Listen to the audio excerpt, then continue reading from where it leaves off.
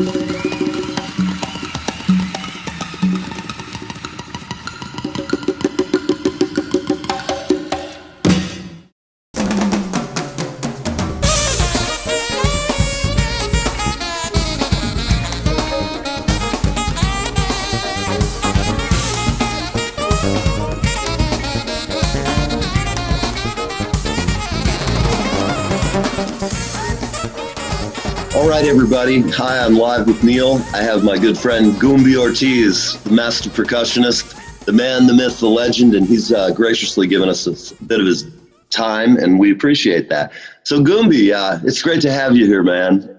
Good to see you, Neil. I love your background. I know. You know what? That's the background off of my place up here, looking out at the ocean. So, Oh, nice. New York, man, you're always welcome to come and hang. The house I've Thank you. A quarter mile of the beach, buddy. It's a great place. I'm in Highlands, New Jersey, and you can take the ferry to the city, so it's fucking great, you know. Great. But so Gumbi, let me ask you, just start about your early musical career. How did you start? Who taught you, and what influenced you to become a drummer? Well, you know, my parents are from the Caribbean, so automatically we had an Afro-Cuban, Afro-Caribbean influence in the culture, you know. The way we, how do you say, the way we when we went to so-called church was left over from the Africans that came to the Caribbean. Right. This kind of Yoruba belief system. And in that belief system, there's drumming, of course, which you sing to the powers of the universe. Right. That's how you start. You know what I mean? You start culturally. You don't start musically per se, like a traditional music school. You know what I mean? Mm-hmm. You come from that point of view. You come from a culture up. You know, right. So right. That's how it started for me. Well, cool. How young were you when you really started to play and knew you wanted to do it? Or was it just that cultural thing that went on for a while before it? Yeah, the cultural thing went on for a while, and then there was jamming in the streets, of course, and, you know, because we were sons of immigrants from the Caribbean, from Santo Domingo, Cuba, Puerto Rico, all that stuff. So, you know, we had all this Caribbean stuff going on. So then it happened in the streets, and then from the streets, you know, friends of mine started saying, yo, bro, you're kind of good at about 11 or 12, you know. Say, why don't you come and play over here or play over there, you know. Right. And it kind of started that way, really weird. I had a friend of mine who was a drummer in East Harlem, percussionist. He was playing with Ashford and Simpson. No kidding. Wow. Yeah. So when I was about 11 years old, he invited me to a rehearsal. Oh. And then it was over, I think it was in Radio City Music Hall. And so then he put me up to drum with them, you know what I mean? Right. They do their sound check or rehearsal, whatever it was, you know? Isn't that a great feeling when you're a kid? Yeah, when I was a kid, and they were doing Ain't No Mountain High Enough and all that stuff that, you know, Nick Ashford, they all, you know, he rest in peace, they all wrote that stuff. Right. He turned around real quick and go, that's not Chucky playing drums. Who's playing drums, you know? Like big behind the drums, you know what I mean? Gungas, I love it. Yeah, and then it went on from there. So, you know, I ended up playing with a bunch of Latin bands in New York City. I ended up playing also at La Mama, ETC, in the Lower East Side, which was this kind of off-Broadway theater thing. Mm. And she found me playing in the street and gave me this, like, when I was about 16 years old, this kind of job just to practice. Right. Ellen Stewart was her name, you know. And there I was practicing my ass off and getting a little bit of money and, you know, kind of helping out the ghetto kids. I'm from the South Bronx, you know what I mean? Right. So, you know, and there was a lot of poverty and a lot of, you know, poor people. But, you know, I don't think we knew that. We were just too busy living and having a great time and, you know, and loving life. It's great that you say that, because I think a lot of people, they're so spoiled, they don't understand what life can be if they're always had money. And, Right. for me as a, Money, we learned right early on that because my parents were immigrants, that money was a tool to use, not a tool to have. right. Like you don't buy hammers and save them. You use them. Exactly. Yes. Exactly. So, money wasn't it was just a tool, you know what I'm saying? So, I grew up pretty poor, and my mom worked in a restaurant, my family's restaurant, and it was tough in those days. But it teaches you an imprint on how to go, and it works in all areas of life. If you work hard and you're disciplined and you have the passion, you got to have that flaming. I figure by now it hasn't died out in either you or I, so there's good hope. Right. Great, by the way. And it's just funny the way that works out in life. You see good musicians, you can, a lot of times, like my mom was the best. She let me do whatever I needed to do. I got a paper route, started playing drums. I badgered the little tiny one-room music store into giving me lessons in exchange for vacuuming, shining. And I eventually started with them. It was cool because they had a family band. So I'd go and do stuff with them. And it was, as a young man, you've shared that feeling of when you first start getting a gig and you actually get paid for it. I mean, I busted my ass on that paper route. Once I started doing music, I kept that paper route to buy drums and do things. And I guess my first band was in high school. So it's kind of, it's just great growing up as a musician, I think. Something to learn and keep. You know what I think also is that you need to be beat up a little bit. Oh, and yeah. I don't mean that physically. I mean that you have to, you got to climb that mountain to appreciate the top and the bottom. You know what I'm saying? Yeah. It's not a given. No. You know what I mean? Now, I was talented. Yes. So my father, because they're from the Caribbean, unlike American people have to work hard to get certain things. But in the Caribbean, the mangoes grow free, the coconuts grow free, the fish is in the water free, Right. So it's given to you by nature. Yes. So all you have to do is just pick it at the right time. Absolutely. But in our society, you have to work hard to get things that, that are not given to you. Right. And I don't know if it's on purpose that they're not giving it to you to somehow create competition, but it's not given to you. So when I first started drumming and doing work, my father, he went to the store and got me a drum. Right. You know what I mean? Because he saw my talent was, first of all, not only my talent, but my passion for it. Because I loved it. Because it wasn't even like I was worried about making money or doing. No, I just wanted to play. Right. You know what I mean? And I had great people around me because everybody drums in our culture. It's a drum culture. So it's not like there was this thing where, you're going to have to become a musician and do. No, everybody, my mother played sticks. My dad played, everybody played, Did you play family together, just goofing around? No. There was no goofing around with that because, we used it as a kind of a religious thing. A spiritual thing. Right. Yeah. There was no goofing around like that. It was very serious, you know what I mean? I can imagine. It's like my mom was like that too. Once I started getting really serious, I had saved up a fair amount of money, but a little bit of money didn't go far at Manny's back in the day. Right. You buying or looking, Right. I didn't have it, and she drove my band around, and we could pack a lot of shit in a Honda Civic back then. Right, but you need a support system. You just can't do it on your own like people think of saying this culture, up on your bootstraps. That's some of that, but you still need help.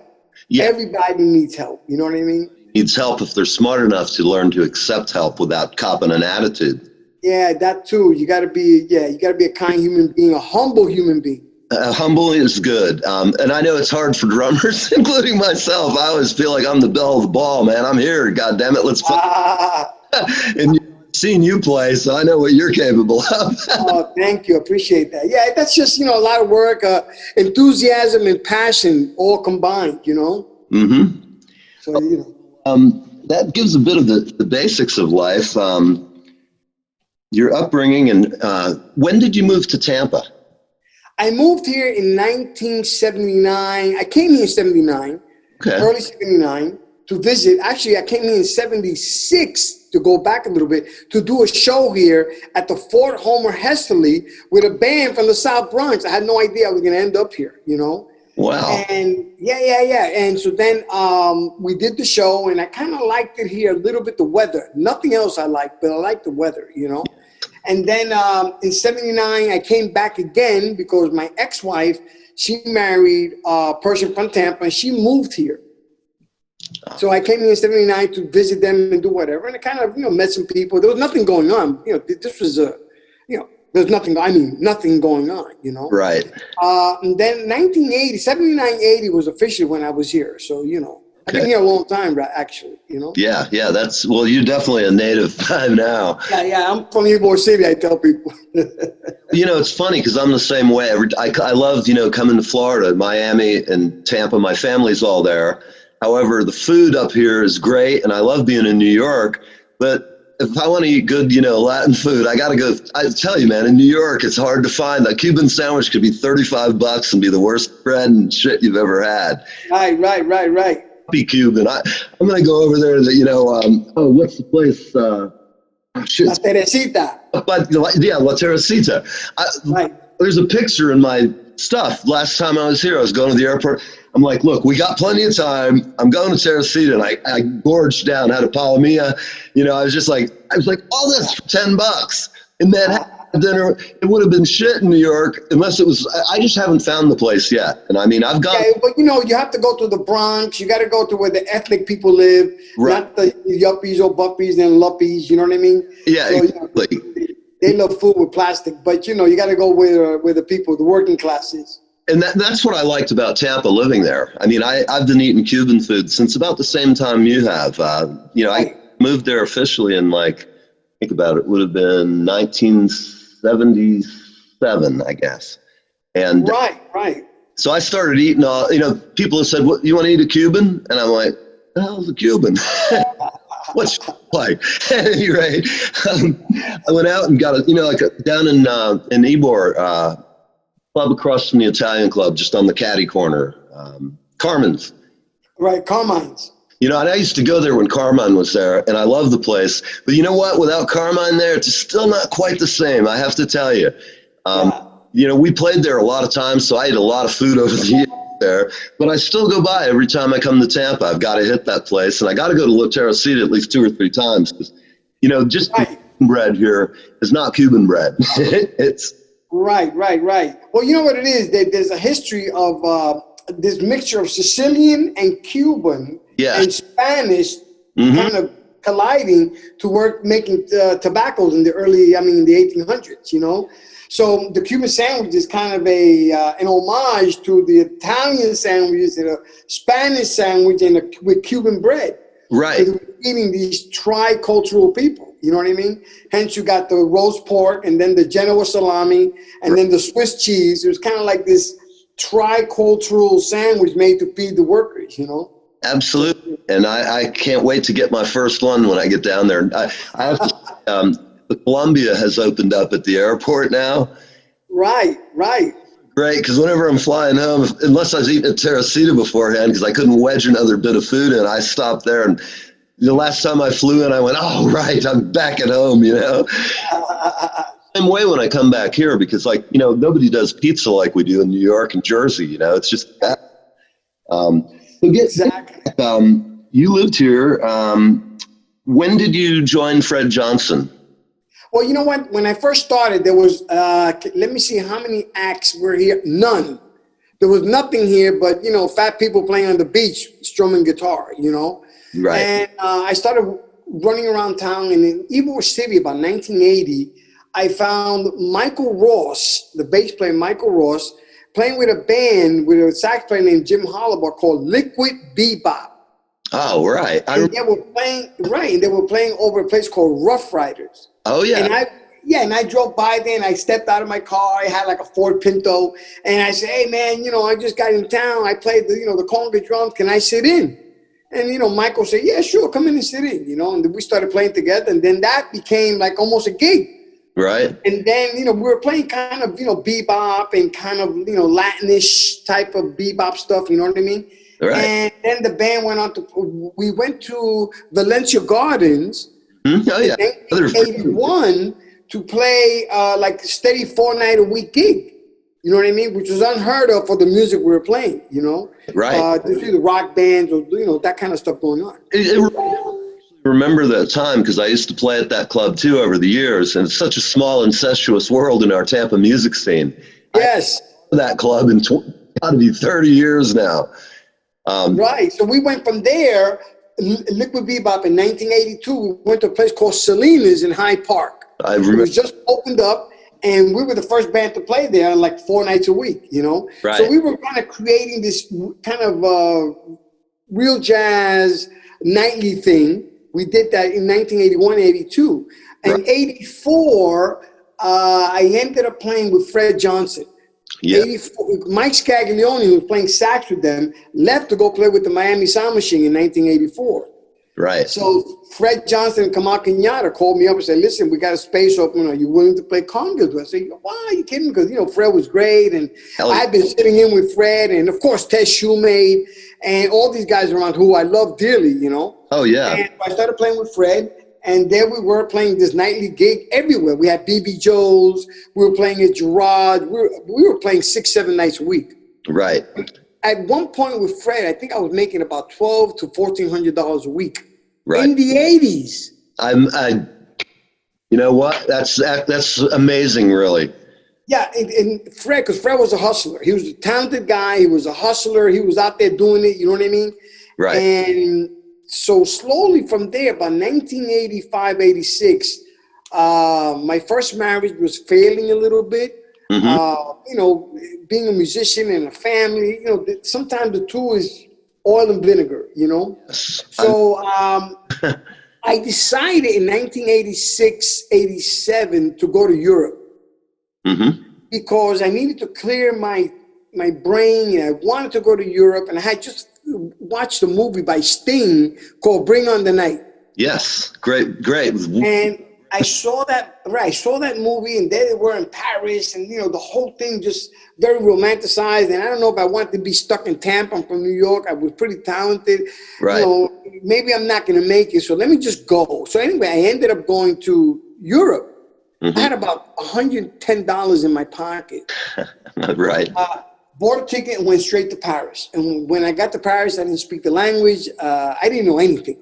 You know what I mean? Mm-hmm. I don't know. I was 27, 28, something, 26, something like that, whatever it was. Anyway, I walked the streets of Paris, the Champs-Élysées, all this stuff, and I didn't know where I was. I learned how to say bread and ham, so I lived off of bread and ham in Paris.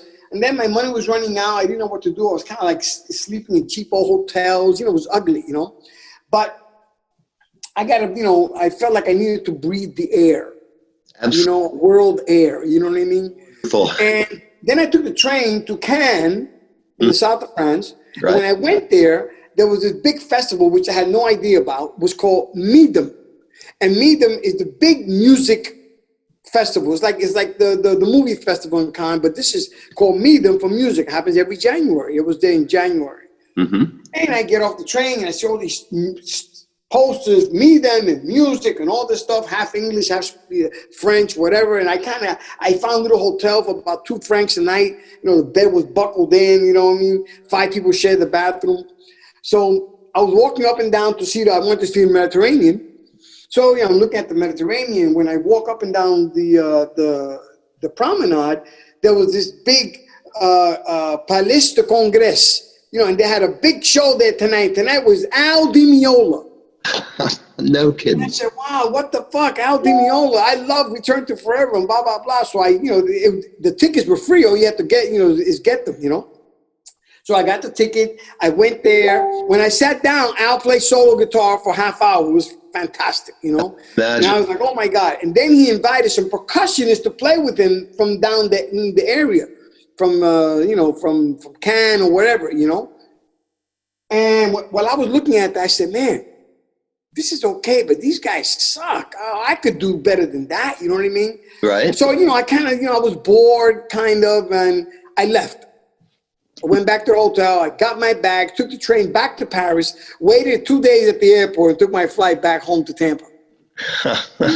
Well, so I got back home to Tampa, and I started working with Fred Johnson again. You know what I mean? I said, Fred, I'm back. I got it out of my system. I went to Europe, and blah, blah, blah, blah, blah, blah, blah, blah, blah. A year to the, wait a minute, a year to the date. Yeah. I was playing at Scallop's restaurant with Fred Johnston, downtown St. Petersburg. This is now in 1987. Jim Reichel, who owned BB Joe's, was in charge of a local festival for the Jerry Lewis telethon thing, something. They hired Al Di Meola to play that show. Mm-hmm.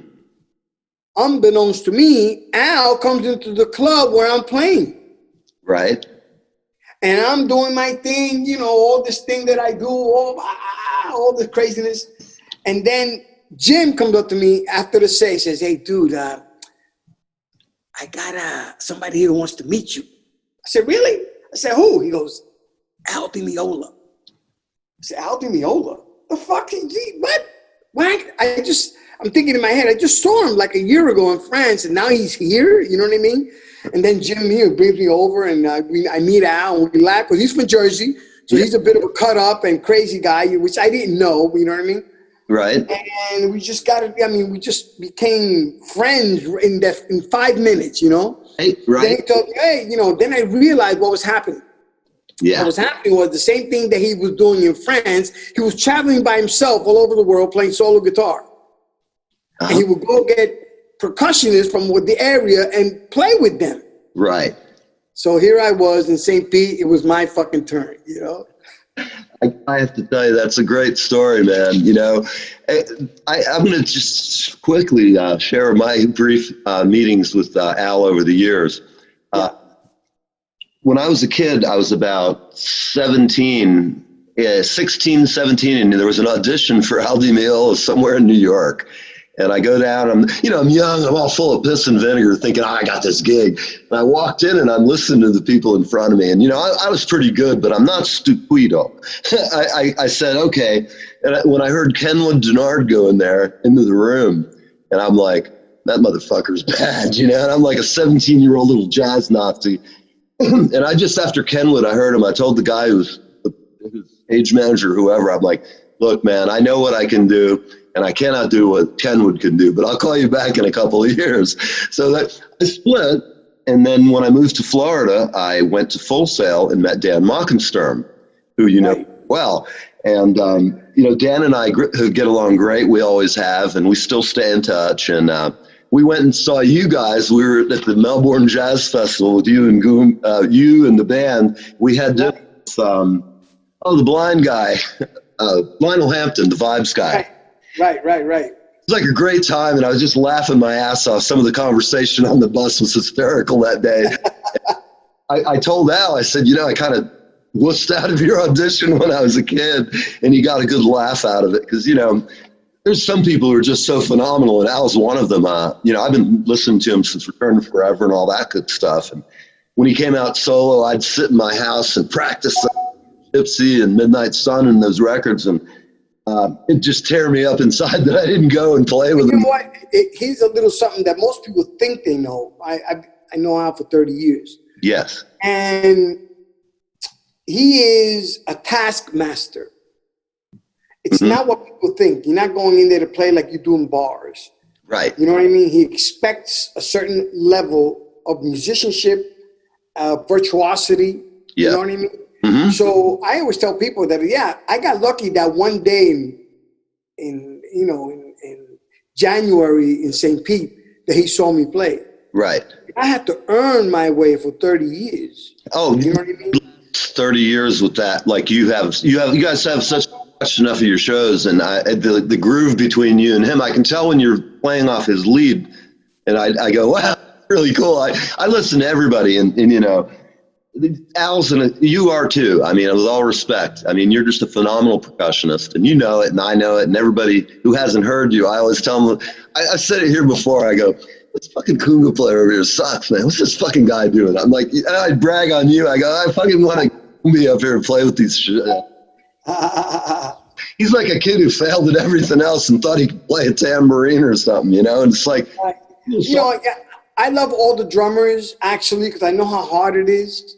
You know what I mean? I had a little natural ability head start, but I had to work at everything.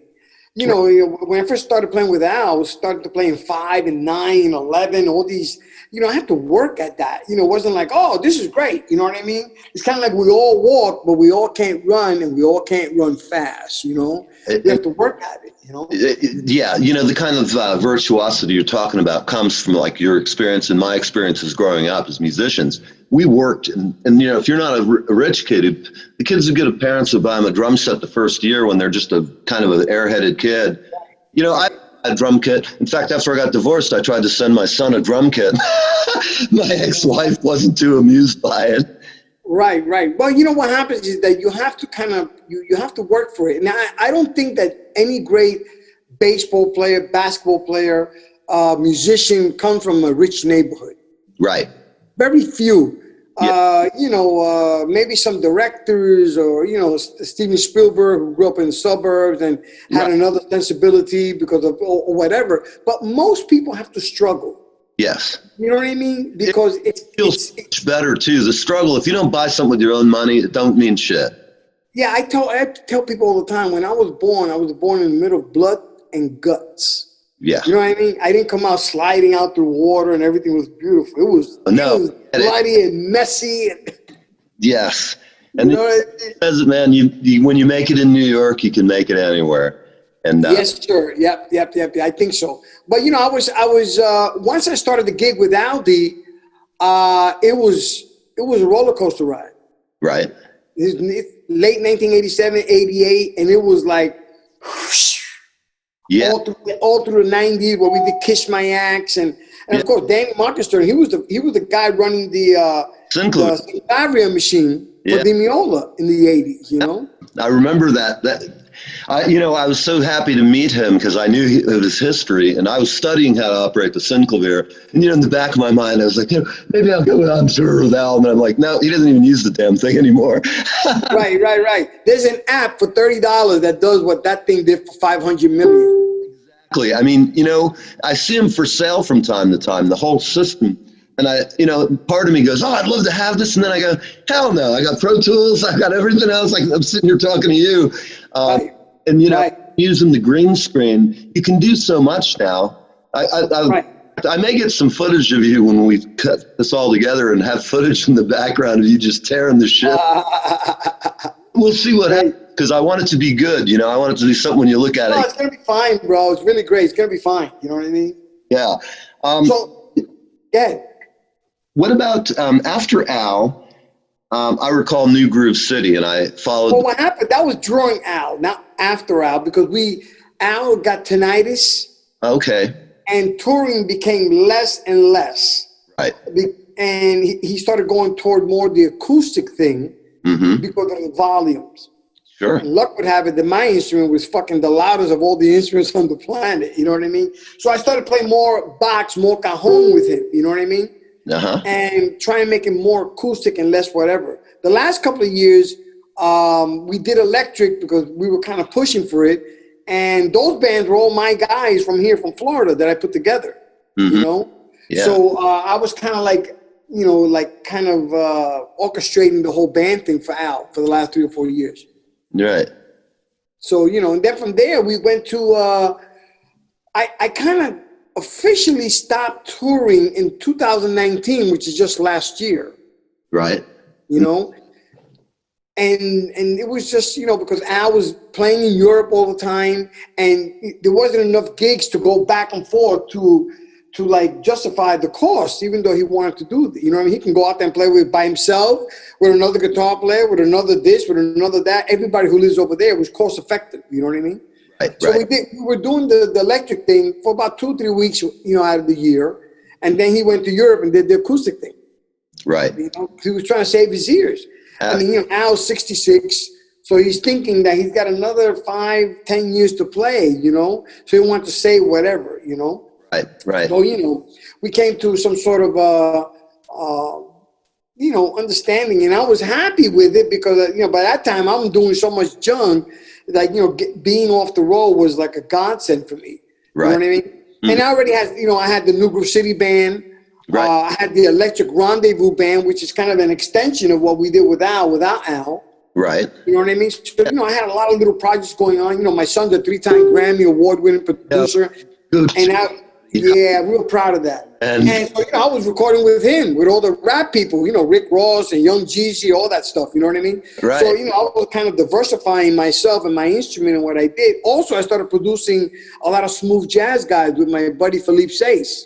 Okay. All right. Yeah. Yeah. So it became like, oh, man, you know, I got about 5 songs on the radio right now, you know? Excellent. So, yeah. So the Owl thing was a kind of a working, wonderful dream that I had, you know. And then once the touring, which was perfect, because now with COVID and all the other things that are going on, nobody's touring. No, nobody. Everybody. Nobody. People around the world, around the country, everybody's like we are. And I have a room like you do downstairs, my studio, and that's what everybody's doing. And it's been good for me in a way that it broadened my horizons about being able to record at a distance, how we do it. Right. Of course, J.R. Sandstone, longtime Tampa guy, my good friend. He's helped me out because I had a project in Australia. They called me up and said they wanted me to play drums. And I had to go, how the hell do I do this? And what ended up happening is they sent me a click track with the song, you know, just the scratch track. And I took the click and I did my thing. And I sat back and they were thrilled with it. And I went, great. And JR and I went in a real studio because I could have done it at home, but it was an important project that I wanted to make sure it was good. And now I've done 2 or 3 more. And I'm like, wow, I can figure out a way to make a living while at home. And well, I've been doing that since 1984. Really? Yeah, because I had Macs already and I was a programmer. So, because I studied that, you know, I didn't bump into this computer shit, you know. I'm not a car accident like I tell people, you know. So I knew how to code, and I knew how to do all that stuff way ahead of time. You know what I mean? So I was already using the internet in low capacity, right, to do certain things. When we started New Groove City, which was the Latino project, it was based on that my knowledge of computers and interneting, and that's how the band started. We would rehearse, and then I send them parts, and then they would send me the parts via the internet. You know what I mean? Doing that dial-up shit, you know, that bullshit, you know. And, you know, that's how we started doing that stuff, you know. So I was already kind of ahead of the game. Like right now, even with COVID, the ways, I'm a self-actualized player. Yes. I don't fucking have to do this ever again in my life. I swear to God. You know what I mean? Right. I love doing it, but, you know, it's kind of like I'm back to where I was when I was young, where I played to the energy of nature and all that stuff, and more holistic and more spiritual than it is, because I spent 30 years on the road. Yeah. You know what I mean? You know, it's not like, you know, I'm dyeing my hair motherfucking black and trying to be 19. I'm an old man. I got it. You know what I mean? Well, yeah. You know, I've had some hair fall out over the years, and I don't give a shit because I shaved it off once. I had somebody in my band, and I lost. That's funny. To the club in Frankie's patio. I went in the back door. I got my sticks, and I had a Yankees hat on. And yeah, I used to have long hair, so I would go wandering in, and the security, the big muscle guy, he goes, hey, you. I go, fuck off. And he looks at me, he goes, Neil? And I took my hat off. He goes, oh, my God. And all the guys in the band, of course, terrorized me about it. They were like, oh, that's funny. Chemo going, buddy. You know? That's funny. They would introduce me, because Lee, my guitar player in the Shakes, we'd always mess with each other on stage. And when he'd introduce me, he'd go, the Reverend Ain't He Purdy, Neil E. Van Erdy, the man who makes his mama cry. And it stuck, and it drove me nuts, because almost every night he'd introduce me as that. And then people would come up and ask me, did you really make your mama cry? And I said, well, when she saw me shave my head, she just thought I looked like I died. It was terrible. That's funny. That's fucking funny. He goes, let me see it. I took He goes, oh, shit, your mother's going to have a fit. And I walked into my mom. I said, hey, Mom, check it out. And I pulled it off, and she just burst into tears. I still feel bad about it, you know. But I'm in this. I'm not going to stop playing until I drop dead. And no better way to do it. I enjoy what I do. It keeps me young. No, I agree with you. But what I did was I retired officially. And I did it because my wife retired, and we have one more kid left, and she's 17. And this was right before COVID. We did everything else before COVID. And I just want to kind of like collect Social Security, and just do what I want to do, and like calm down. I'm still gonna play, but I don't have this great need anymore. Right. You know what I mean? It's kind of like if you're 70 and you still want to fuck some broad and make a baby, you're fucking crazy. You know what I mean? Absolutely. So for me, because I've been fairly successful, and I feel lucky. You know what I mean? That now my main goal is to give this dream to somebody else. I love it. Not for me. I've done it all. I'm not Robert Redford, so I was never going to be, on TV and all that stuff. But I knew that I have a map of how people should go. I can't guarantee the end result, but I can push you toward the right way, So I started doing that and helping my friends if they have enough, chutzpah to make things happen. I can show them how to do it. You know what I mean? So I started when I did Negro City. It had to do nothing with making it. Had everything to do with playing our music culturally. Yes, I totally get it, and that's a much more powerful sensation than just doing it for chicks. Or the worst thing is, and I've done it too. I haven't had the level of success you had, obviously, but I just don't want to go play the bar gigs anymore. It's just. Yeah. And so I'm working on an album with JR, and I've got all kinds of great people. Wonderful. Yeah, you tell JR I say hello. I love that man. We worked hard together when we were doing the Imagine That record. Yeah, he's great, and that record, I love it too. In fact, I was going to ask you, can we use that this ad? Because I'd love to, and it's one of our favorite records. And that record was actually 99.9% improvised. I believe it, but that's people who can do, people who can't, I'm just a crazy bastard. I've recorded all kinds of bands, and some of them done good, and I'm proud of the work we've done together, but I'm always looking for something different. And like you are something different, and always were. And I'm kind of a different kind of guy, because back in the 1980s, I was playing like a Warren Zevon song, starting fights in redneck bars. And we played that song, Sweet Home Alabama, play that Dead Band song. And it just turned into a riot. And we happened to have a couple of black friends with us. So, of course, all the rednecks were upset about that. And then I started singing, play that Dead Band song. And it just turned into freaking nutsness. But, in bands I've been in, I'd say, well, let's play some Oingo Boingo, or, just something off the wall, because nobody in Florida would do that shit. Right. Like, I had a lot of weird bands, but they were all fun and interesting to see for musicians. It was one of the mistakes I was making. All the musicians like to come see the show, but if you're really trying to make a living, you got to appeal to a broader demographic. Right. It is a business. It is. People forget it's a fun business. I don't think people forget. I think musicians forget. Musicians definitely forget. I mean, they forget. They get full of themselves. And they want to be, it's about me, it's about me, it's about me, especially this kind of American exceptionalism that goes around in our heads. But it isn't about you. It's about that person who's going to sit there. Like, you can't cook for yourself. You want to cook for everybody. You know what I mean? I have a saying. I say everybody wants to do band stuff until you have to do band stuff. Because, I've had this experience countless times. I won't name any names. I've had people in the band who, we put a band together and we could have been out a year before. There was reticence on the guys, no confidence. And that's what the most important thing to me is. You have to be confident in what you do. And if you're not. Well, I started in 2017, I started playing with a band here in town called the Black Honky Band. Yes.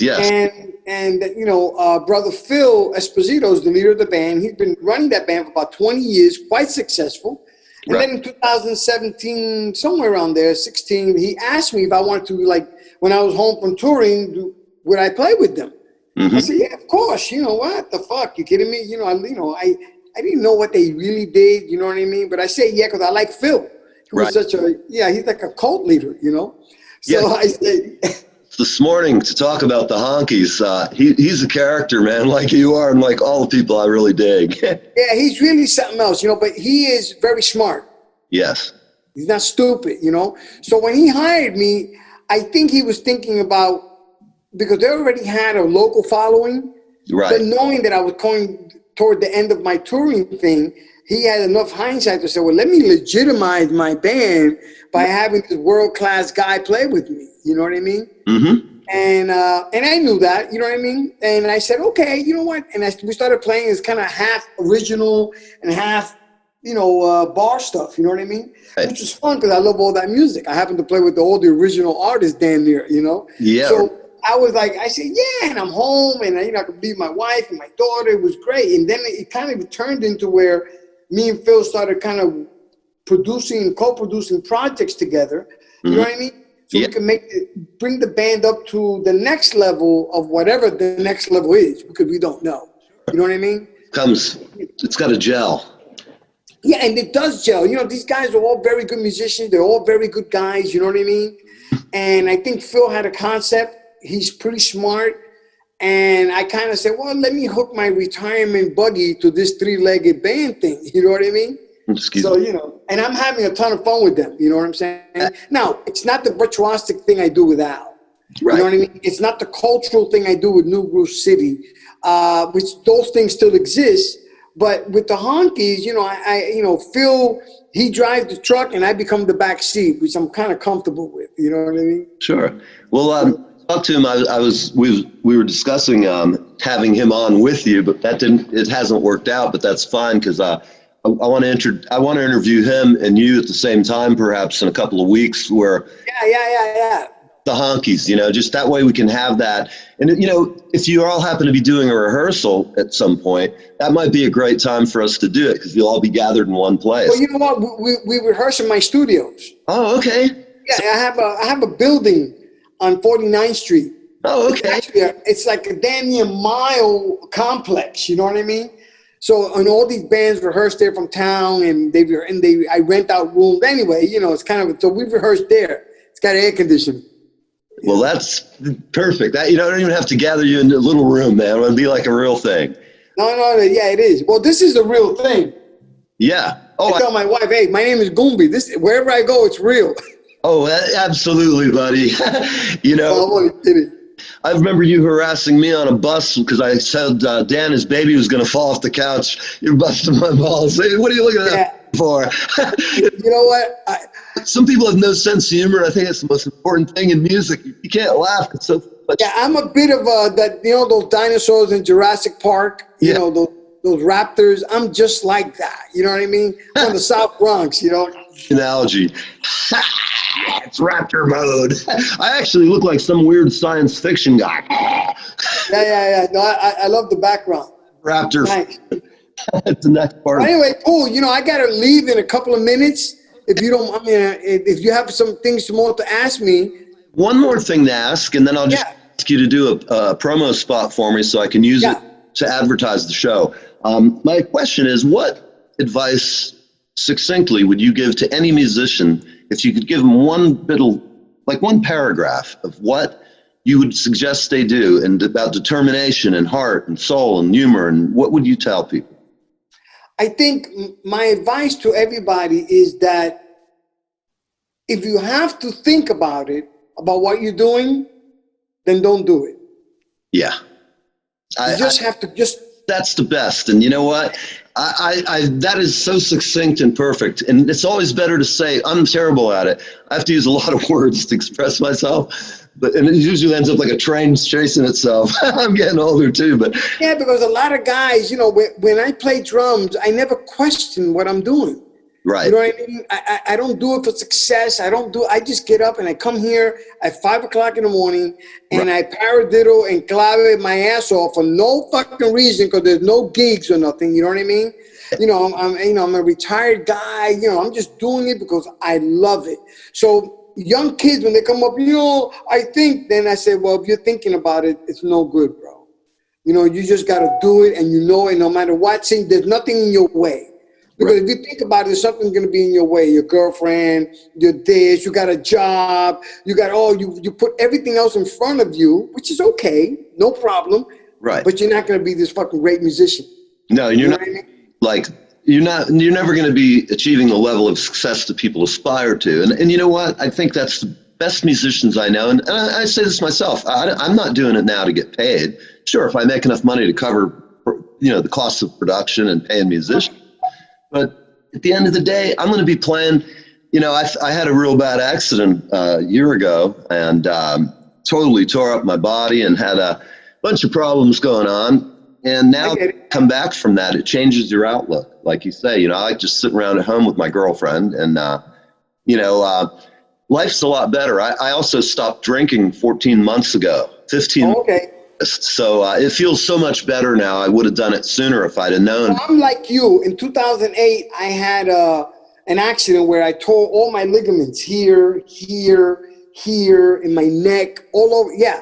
And I went to see Al. We were kind of on a hiatus, and it was his birthday. Some reason we were at the house, and I didn't tell him that I was in deep pain. Right. And we were already going to go tour in 6 months, and I went and I started rehabbing because I had to relearn how to do everything because I'm playing percussion with Al Di Meola. Yeah. I didn't want to be a fuck up. It's just 2008, and I've been playing with him since the late 80s, Right. So I had to relearn how to do all that stuff, you know what I mean? And so it was and I did it.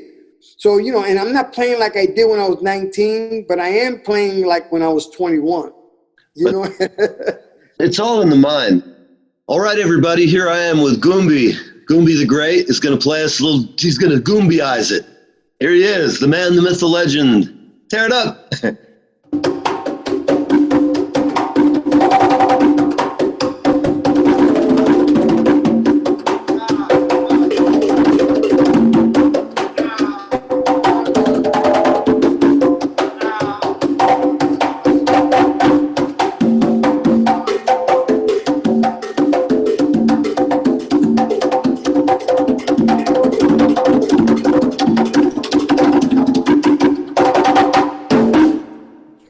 Shave and a haircut, 2 bits. There he is. Good, man. I want to see, man. Thank you. I'm glad it worked out. That was good. Yeah, man. I guess so. It's been great having you on, man. I really appreciate you taking the time, and I'll see you with Phil. I'm going to call him afterwards and go, hey, where were you, man? We were waiting on you. Okay, listen, I appreciate it, and I'll give you a call. As I write the book, I might call you back. You take care of yourself. I'm glad we fixed this fucking latency problem. I know, it's a pain in the ass, but at least I heard you playing. Oh, shit. That's all bullshit, but thank you. I love it, man. Take care, Gumbi. All right, buddy.